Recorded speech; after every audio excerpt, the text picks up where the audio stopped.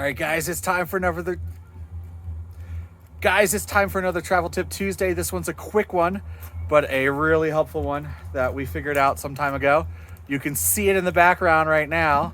What is that thing? Well, that's actually our kids' 3 bikes. And the travel tip for this week is get yourself a grill cover. So a lot of people, the last time we mentioned this in one of our videos, was like, why don't you just get a bike cover? Well, bike covers... Because we have 3 bikes that we have to cover. Well, there's 5 bikes we got to cover. Yes. But I don't want 5 bike covers. They don't hold up as well. These grill covers are super rugged, and they've lasted us all through. This is our second winter, and we can stick 3 bikes under this one and 2 bikes under 2 adult bikes under the other one. We also use it to cover the what's it called?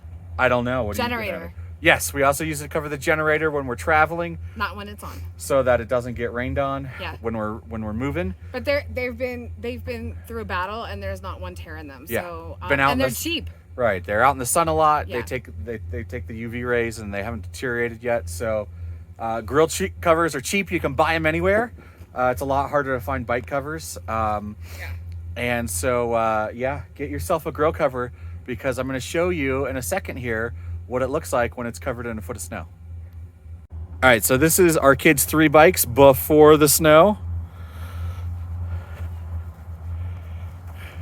And this is what the bikes look like after we got 6 inches of snow. I'm falling in the snow. It's so deep. Look at this. So the bikes are totally covered and protected. And so that's our Travel Tip Tuesday for this week, is get a grill cover, because it really helps in the snow and the rain. So, we don't have a garage, so the bikes stay out in the weather. So this is a nice way to cover them up, guys. All right, till next time.